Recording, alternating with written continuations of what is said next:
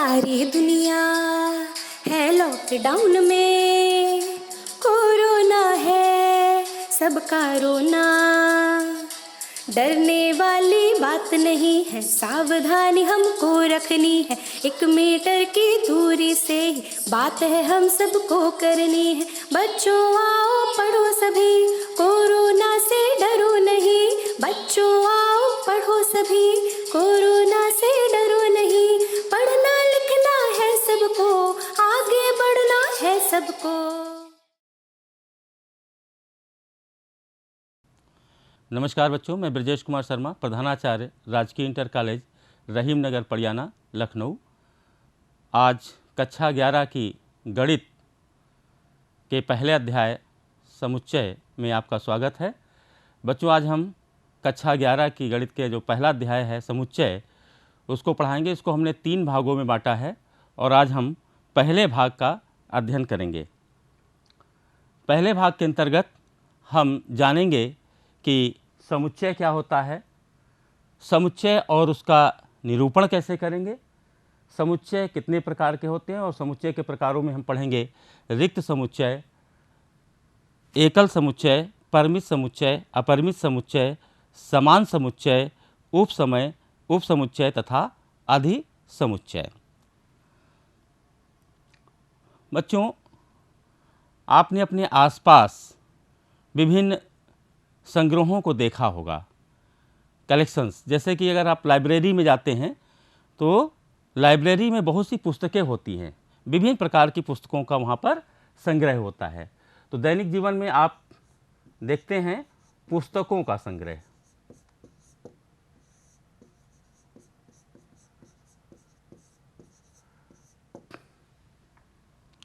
फल की दुकान पर जाएंगे तो फलों का संग्रह, बहुत से फल होंगे, आम, केला, अमरूद, नींबू, सेब, संतरा, बहुत तमाम से फल होंगे, तो फलों का संग्रह होता है।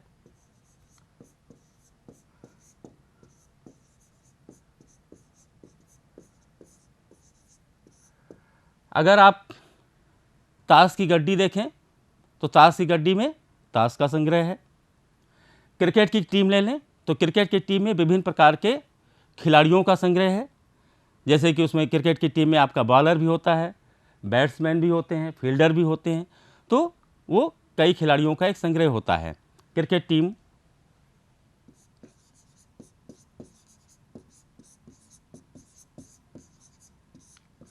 अगर हम कहें भारत की नदियों का संग्रह,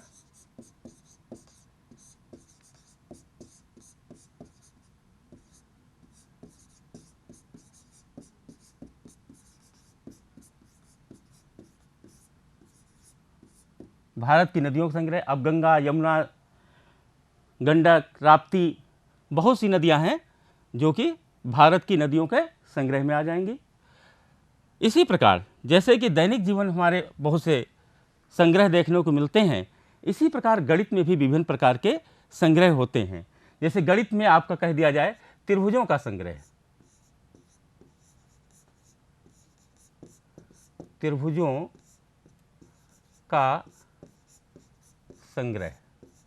अब त्रिभुजों के संग्रह में बहुत प्रकार के त्रिभुज हो सकते हैं, समरूप त्रिभुज, सर्वांगसम त्रिभुज, समद्विबाहु त्रिभुज, अधिक कोण त्रिभुज, न्यून कोण त्रिभुज, समकोण त्रिभुज। तो अब त्रिभुजों का संग्रह कहा गया तो इसमें विभिन्न प्रकार के त्रिभुज आ जाएंगे। ये एक गणित में संग्रह है। गणित में जैसे कहा जाए प्राकृत संख्याओं का संग्रह, प्राकृत संख्याओं का संग्रह,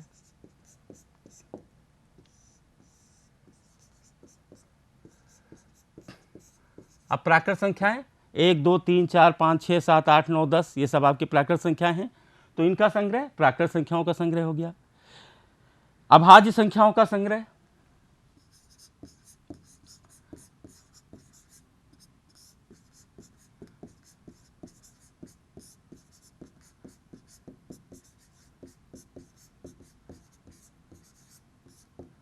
सम संख्याओं का संग्रह,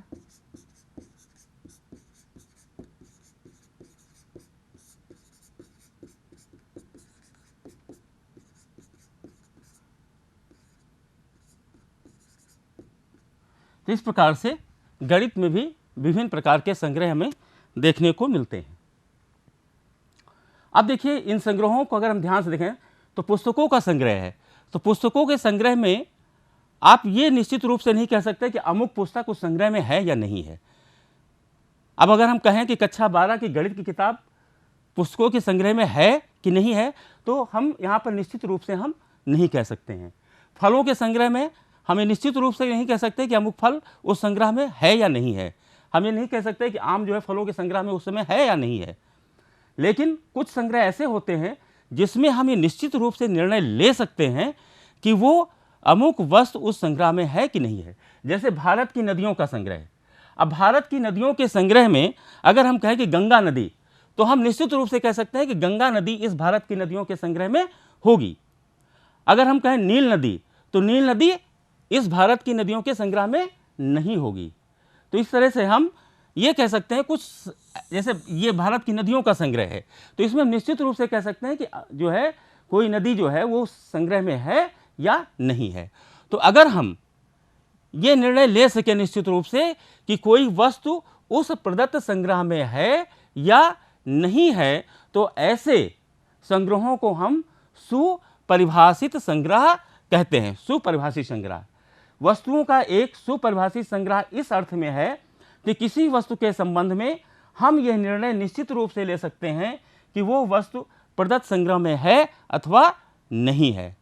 कहने का मतलब यह है कि अगर कोई संग्रह है और उस संग्रह में हम एक वस्तु लें और ये निश्चित रूप से हम निर्णय कर सकें कि यह वस्तु उस संग्रह में है कि नहीं है, अगर वो ये निर्णय हम ले पाते हैं कि वो वस्तु उस प्रदत्त संग्रह में है, तो हम ऐसे संग्रहों को सुपरिभाषित संग्रह कहते हैं। और सुपरिभाषित जो वस्तुओं के सुपरिभाषित संग्रह हैं उन्हीं को हम समुच्चय कहते हैं। तो समुच्चय क्या है? समुच्चय सुपरिभाषित संग्रह हैं, ऐसे संग्रह जिनमें हम निश्चित रूप से ये निर्णय ले सकें कि वस्तु जो है वो प्रदत्त संग्रह में है कि नहीं है, तो सुपरिभाषित संग्रह होगा। और ऐसे वस्तुओं के सुपरिभाषित संग्रह को हम समुच्चय कहते हैं। इसे प्रायः अंग्रेजी के वर्णमाला के बड़े अक्षरों से निरूपित किया जाता है, जैसे कैपिटल ए, कैपिटल बी या कैपिटल एक्स, कैपिटल वाई। ऐसे जो है अंग्रेजी के बड़े अक्षरों से हम समुच्चय को निरूपित करते हैं। ये जो वस्तुएं होती हैं, वस्तुएं जो हैं वो समुच्चय के लिए अवयव कहलाती हैं और इन्हें हम अंग्रेजी वर्णमाला के छोटे अक्षरों से निरूपित करते हैं, जैसे ए, बी, सी, एक्स, वाई, जेड etc। तो अवयव को हम अंग्रेजी वर्णमाला के छोटे अक्षरों से निरूपित करते हैं और समुच्चय को अंग्रेजी वर्णमाला के बड़े अक्षरों से निरूपित करते हैं। एक उदाहरण लें, जैसे a is equal to 1 2 3 a b, ये तो ये एक समुच्चय हो गया। समुच्चय को हमने अंग्रेजी के कैपिटल लेटर से लिखा है और ये अवयव हैं। ये जो 1 2 3 संख्याएं या ए बी अंग्रेजी के छोटे अक्षरों में हैं, ये इसके अवयव हैं। अब हम अगर ये कहें कि 2 ए का अवयव है, 2 जो है वो समुच्चय ए का अवयव है, तो हम लिखेंगे 2 एप्सिलॉन ए। ये एप्सिलॉन का मतलब है कि ये 2 जो है, ये संख्या जो है, ये वस्तु जो है वो समुच्चय में है और इसको हम पढ़ते हैं 2 बिलोंग्स टू ए। और अगर ये लिखा जाए कि 4 ए में नहीं है, तो ऐसे लिखेंगे 4 does not belongs to A. ऐसे काट देंगे एप्सिलॉन को, तो ये हो जाएगा does not belongs to. 2 belongs to A, 2 A में है। 4 does not belongs to A, 4 A में नहीं है। 4 ए का अवयव नहीं है, 2 ए का अवयव है, तो 2 बिलोंग्स टू ए लिखेंगे। गणित में विभिन्न प्रकार के समुच्चयों को निरूपित करने के लिए अंग्रेजी वर्णमाला के विशेष अक्षरों का प्रयोग किया, जैसे एन। एन जो है वो प्राकृत संख्याओं का समुच्चय है। जो प्राकृतिक संख्या है उनके समुच्चय को हम एन से नोट करते हैं। जेड, जेड जो है पूर्णांकों का समुच्चय है, चाहे वो धनात्मक पूर्णांक हो चाहे ऋणात्मक पूर्णांक हो। क्यू, परिमेय संख्याओं का समुच्चय है और r ये वास्तविक संख्याओं का समुच्चय है। पूर्णांक में जैसे धन पूर्णांक ऋण पूर्णांक दोनों होते हैं, तो z प्लस लिख दिया तो धन पूर्णांकों का समुच्चय हो गया, और z माइनस लिख दिया तो ये ऋण पूर्णांकों का समुच्चय हो गया। z सभी प्रकार के पूर्णांकों का समुच्चय है। तो गणित में हमारे ये कुछ ऐसे अंग्रेजी वर्णमाला के अक्षर हैं जो विभिन्न प्रकार के समुच्चयों के लिए प्रयुक्त होते हैं। समुच्चय के निरूपण की विधियां, समुच्चय कैसे हम लिखें, उसको लिखने के उसके निरूपण की दो विधियां हैं। एक है रोस्टर या सारणीबद्ध रूप। रोस्टर या सारणीबद्ध रूप में हम क्या करते हैं कि जो भी अवयव होते हैं उनको एक मंझले ब्रैकेट में सूचीबद्ध कर देते हैं। मंझला ब्रैकेट बनाएंगे और मंझले ब्रैकेट के में जो है मान लो ए इक्वल टू कोई हमने सेट बनाना है, रोस्टर रूप में लिखना है, तो एक हम मंझला ब्रैकेट लेंगे और मंझले ब्रैकेट में सारे अवयवों को हम सूचीबद्ध कर देंगे, यानी सारे अवयवों को हम लिख देंगे। लेकिन ये ध्यान रखेंगे अवयवों को लिखते समय कि कोई भी अवयव दोबारा नहीं लिखा जाएगा। एक बार जो अवयव लिख गया वो दोबारा नहीं लिखा जाएगा। जैसे a equal to 1 2 3 4, a equal to 1 2 3 4, 1 से 4 तक की संख्याओं का समुच्चय है, तो हमने लिख दिया a इक्वल टू 1 2 3 4, और ये 1 2 3 4 इसके अवयव हो गए। अवयव के बीच हमने कामा लगा दिया, इनको सारणीबद्ध कर दिया, सूचीबद्ध कर दिया, तो ये हो गया हमारा सारणीबद्ध रूप या रोस्टर रूप। लेकिन ये ध्यान रहे कि इसमें किसी भी अवयव को हम दोबारा नहीं लिखेंगे। एक बार जो लिख देंगे, भले ही 2-3 बार आ रहा हो, लेकिन उसको हम दोबारा नहीं लिखेंगे। दूसरा है समुच्चय निर्माण रूप। हम कोई भी समुच्चय देखें या वस्तुओं का संग्रह देखें, सुपरिभाषित संग्रह, तो उसमें जो अवयव होंगे उनका एक कोई ना कोई सर्वनिष्ठ गुणधर्म होगा, कॉमन प्रॉपर्टी होगी उसमें। तो हमें निर्माण रूप में, समुच्चय निर्माण रूप में समुच्चयों को लिखने के लिए उस कॉमन प्रॉपर्टी को, उस जो उसका सर्वनिष्ठ गुणधर्म है, उसको आइडेंटिफाई करना होता है। और उसके बाद में एक मंझले ब्रैकेट में हम कोई स्मॉल लेटर ले लेते हैं, जैसे x ले लिया, फिर कोलन का चिन्ह लगाएंगे और उसको पढ़ते हैं सच दैट। फिर वो जो प्रॉपर्टी होती है, जैसे कि x एक प्राकृत संख्या है, एक प्रॉपर्टी है कि x जो है एक प्राकृतिक संख्या है, तो इसका गुण हो गया ये x एक प्राकृत संख्या है। तो प्राकृतिक संख्या का जो उसका गुणधर्म है वो हमने लिख दिया x में, x सच दैट x एक प्राकृत संख्या। तो ये समुच्चय निर्माण रूप हो गया। यानी निर्माण रूप में हमें उसके कॉमन प्रॉपर्टी को आइडेंटिफाई करना है और उसके बाद x लिखना है या y या z, कोई भी स्मॉल लेटर लिख देंगे, सच दैट, ये कॉलन का चिन्ह लगाएंगे, फिर उस हम प्रॉपर्टी को लिख देंगे और ब्रैकेट बंद कर देंगे। तो इस तरीके से ये समुच्चय निर्माण रूप आ जाएगा और समुच्चय निर्माण रूप में हम इनको समुच्चय को लिख सकते हैं। आइए कुछ प्रश्नों के माध्यम से हम रोस्टर रूप और समुच्चय निर्माण रूप में हम लिखना सीखते हैं। पहला प्रश्न है, संख्या 42 को विभाजित करने वाली समस्त प्राकृत संख्याओं के समुच्चय को रोस्टर रूप में लिखिए या सारणीबद्ध रूप में लिखिए। 42 है, तो 42 के देखिए अगर हम विभाजन करने वाली संख्याएं लें तो 1 और 42, 1 और 42 को गुणा करेंगे तो 42 आएगा। 1 से 42 को भाग देंगे, 42 भाग हो जाएगा। 2 21, 21 दूना 42, 3 14, 14 तिया 42 और 6 सते 42। ये इसके गुणनखंड निकल आए। यानी 6 से भाग दें, हम 42 को भाग दे सकते हैं, 7 से हम 42 को भाग दे सकते हैं, 14 से दे सकते हैं, 3 से दे सकते हैं, 21 से दे सकते हैं, 2 से दे सकते हैं और 42 से दे सकते हैं, तथा 1 से भी हम 42 को विभाजित कर सकते हैं। तो ये संख्याएं हैं जिनसे हम 42 को विभाजित कर सकते हैं। अब इसको रोस्टर रूप में लिखना है, तो रोस्टर रूप में लिखने के लिए हमने कोई लिया, कैपिटल ए ले लिया, कैपिटल लेटर ले लिया, मंझला ब्रैकेट लगाया और इन संख्याओं को हम इस मंझले ब्रैकेट में लिख देंगे। चाहे तो क्रमबद्ध रूप में लिखें और ना चाहे तो ऐसे ही सीधे लिख सकते हैं। अगर क्रमबद्ध में रूप में लिखते हैं तो 1 2 3 6 7 14 21 और 42। 1 2 3 6 7 14 21 42, ये इसका रोस्टर रूप हो गया। हमने बताया कोई ज़रूरी नहीं है कि एक क्रम में ही लिखो संख्याओं को, आगे पीछे जैसे ऊपर लिखी थी ऐसे भी लिख सकते थे। तो लेकिन सारे अवयवों को हमने लिख दिया, कोई अवयव रिपीट नहीं हुआ, दोबारा नहीं लिखा गया, और सारे अवयवों के बीच हमने कामा लगा दिया, एक मंझले ब्रैकेट में लिख दिया। तो ये हो गया हमारा रोस्टर रूप। अगला प्रश्न है as equal to 1 4 9 16 25 and so on को समुच्चय निर्माण रूप में लिखिए। अब इसमें हमें समुच्चय निर्माण रूप में लिखने के लिए इसकी एक कॉमन प्रॉपर्टी को ढूंढना होगा।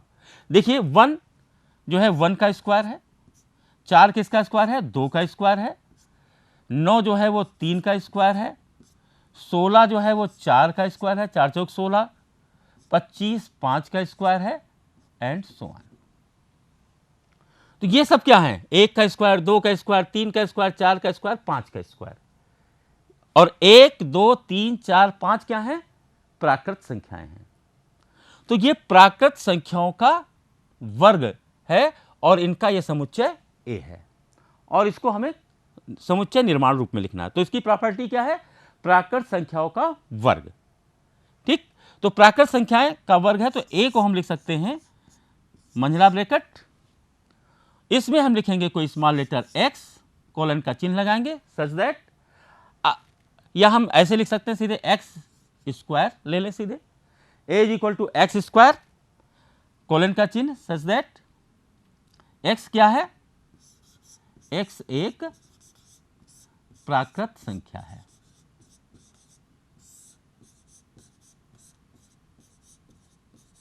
ये इसकी कॉमन प्रॉपर्टी हो गई कि x एक प्राकृत संख्या है, और x square as equal to हमने एक्स स्क्वायर ले लिया। ये 1 2 3 4 5 प्राकृत संख्या है और इनके स्क्वायर हैं, तो इनके स्क्वायर का ये समुच्चय बन जाएगा और ये इसकी एक कॉमन प्रॉपर्टी हो जाएगी। तो x या एक्स स्क्वायर सच दैट, ये चिन्ह लगा दिया कोलन का, और x एक प्राकृत संख्या लिख दिया, तो ये समुच्चय निर्माण रूप हो जाएगा।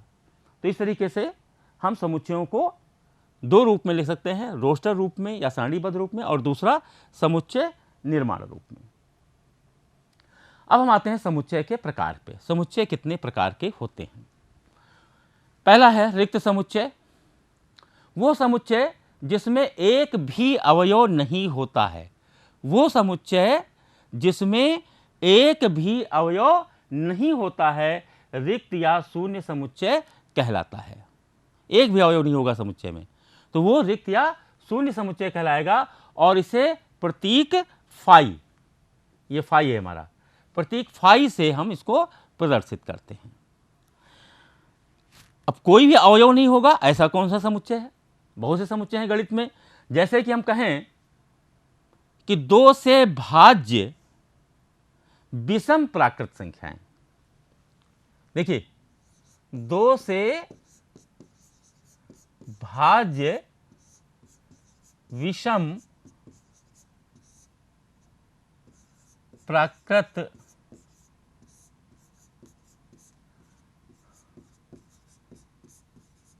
संख्याओं का समुच्चय।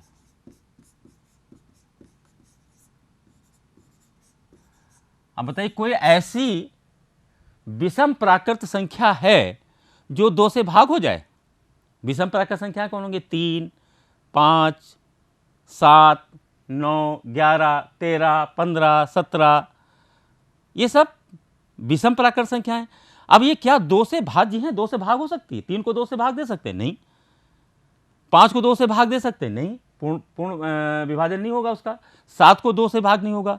तो 2 से भाज्य कोई भी विषम प्राकृत संख्या उपलब्ध नहीं है, तो इनका जो समुच्चय होगा वो रिक्त समुच्चय होगा, क्योंकि कोई भी ऐसा अवयव नहीं मिल रहा है, कोई भी ऐसी विषम प्राकृत संख्या नहीं है जो 2 से भाज्य हो। तो ऐसा समुच्चय जो है वो क्या कहलाएगा? रिक्त समुच्चय या फाई कहलाएगा। इसको मंझला ब्रैकेट और बीच में कोई अवयव न लिखें, इससे भी प्रदर्शित कर सकते हैं। तो रिक्त समुच्चय वो समुच्चय है जिसमें एक भी अवयव नहीं होता है।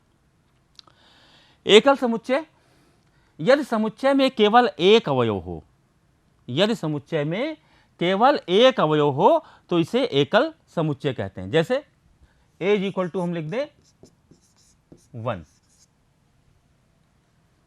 केवल एक अवयव, तो ये जो है एक अवयव है इस समुच्चय में, इसलिए क्या कहलाएगा? एकल समुच्चय कहलाएगा। फिर समान समुच्चय, दो समुच्चय a और b समान कहलाते हैं यदि उनमें तथ्यथा समान अवयव हों, यानी कि तथ्यथा समान अवयव हों, इस पर जोर दिया गया है कि अवयव समान हो। जो अवयव a में हो वही अवयव अगर b में है तो दोनों समुच्चय समान कहलाएंगे। नीचे कुछ प्रश्न के माध्यम से हम इसको समझने की कोशिश करते हैं। बताइए कि निम्नलिखित में a बराबर b है अथवा नहीं, यानी कि समुच्चय a और b दोनों समान समुच्चय हैं कि नहीं हैं। अब देखिए यहाँ पर एक समुच्चय दिया है a और एक समुच्चय दिया है b। a में a है, b में भी देखिए a है, a में b है, b में भी b है, a में c है, b में भी देखिए c है, a में d है और b में भी d है। यानी कि जो अवयव a में है वही अवयव b में है, इसलिए इसमें a बराबर b है। यानी कि a और b दोनों क्या हैं? समान समुच्चय हैं, क्योंकि जो अवयव a में है वही अवयव b में है, इसलिए a और b दोनों बराबर हैं, यानी कि दोनों समान समुच्चय हैं। दूसरा है a is equal to a b e f i o u और b एक दूसरा समुच्चय है x, जो समुच्चय निर्माण रूप में लिखा है x सच दैट x अंग्रेजी वर्णमाला का स्वर है। अब b जो अंग्रेजी वर्णमाला का स्वर है वो b क्या बनेगा? हमारा अंग्रेजी वर्णमाला के स्वर होंगे हमारे a e i o और u। ये पांच जो हैं वो अंग्रेजी वर्णमाला के स्वर होते हैं। a हमारा a b e f i o u है। अब देखिए a में a है, b में भी a है, a में b है और यहां पर b नहीं है। a में e है, b में भी e है, a में f है और यहां पर f नहीं है। a में i है, यहां भी i है, यहां o है, यहां o है, यहां u है, यहां u है। यानी कि ये जो हमारा b और f ये दो अवयव a में हैं लेकिन b में नहीं हैं। तो a में b और f दो अवयव ऐसे हैं जो कि b में नहीं हैं, इसलिए ये दोनों जो समुच्चय हैं a और b ये समान नहीं होंगे, यानी a is not equal to b। a और b समान नहीं हैं, दोनों समान समुच्चय नहीं कहलाएंगे क्योंकि a का हर अवयव b में नहीं है। फिर परिमित और अपरिमित समुच्चय। एक समुच्चय जो रिक्त है, रिक्त समुच्चय यानी कि नल समुच्चय अथवा जिसके अवयवों की संख्या निश्चित होती है, परिमित समुच्चय कहलाता है, अन्यथा समुच्चय अपरिमित होता है। अगर जो है समुच्चय के अवयवों की संख्या निश्चित है तो परिमित होगा, अन्यथा अपरिमित होगा। एक प्रश्न के माध्यम से इसको देखते हैं। वर्ष के महीनों का समुच्चय। देखिए वर्ष के महीने कितने होते हैं? 12, है ना। जनवरी, फरवरी, मार्च, अप्रैल, मई, जून, जुलाई, अगस्त, सितंबर, अक्टूबर, नवंबर, दिसंबर, 12 महीने होते हैं। तो ये निश्चित संख्या है ना, कि 12 ही महीने होंगे वर्ष में, क्योंकि इसमें अवयवों की संख्या निश्चित है, जनवरी, फरवरी, मार्च, अप्रैल, मई, जून, जुलाई, अगस्त, सितंबर, अक्टूबर, नवंबर, दिसंबर। तो इसलिए ये क्या कहलाएगा? ये परिमित समुच्चय होगा। ये क्या होगा? परिमित समुच्चय होगा। और 100 से बड़े धन पूर्णांकों का समुच्चय, 100 से बड़े धन पूर्णांक 101, 102, 103, 104, 105 लिखते ही चले जाओ। असीमित अनिश्चित है संख्या, और जब संख्या अनिश्चित है तो ये होगा अपरिमित समुच्चय। ये अपरिमित समुच्चय होगा।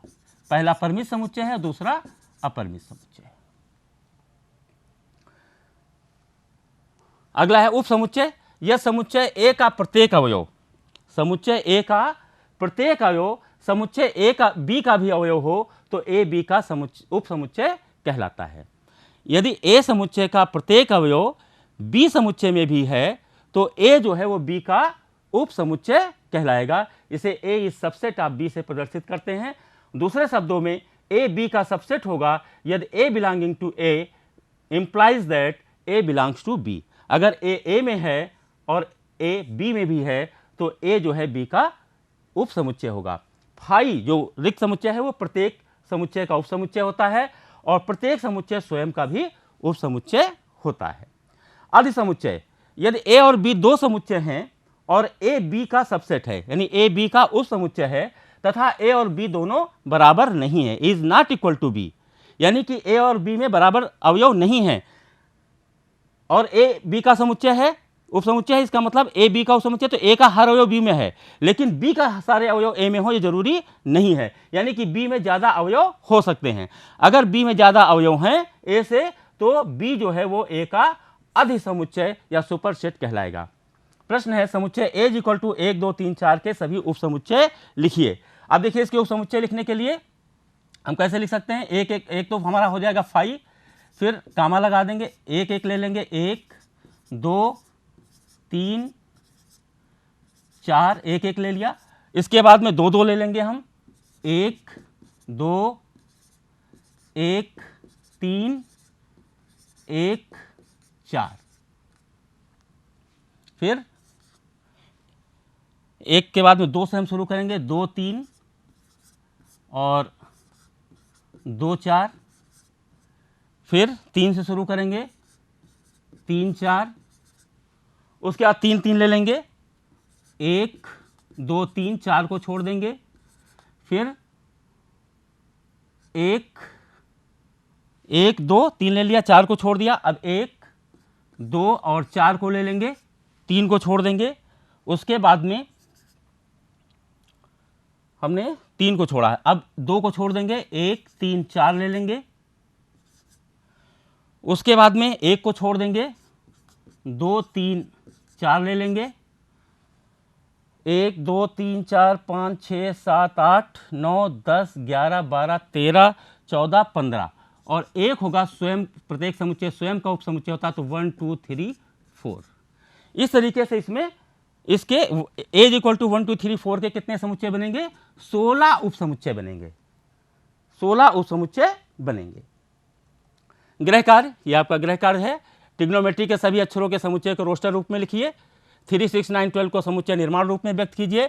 निम्न समुच्चय में बताइए कि कौन परिमित समुच्चय है, कौन से अपरिमित समुच्चय हैं। एक्स अक्ष के समांतर रेखाओं का समुच्चय, अंग्रेजी वर्णमाला के अक्षरों का समुच्चय। और चौथा प्रश्न है क्या समुच्चय 1 2 3 के सभी उप समुच्चय लिखिए। और पांचवा प्रश्न है क्या ए इज इक्वल टू 2 4 8 12 तथा बी इज इक्वल टू 4 8 12 14 समान समुच्चय हैं।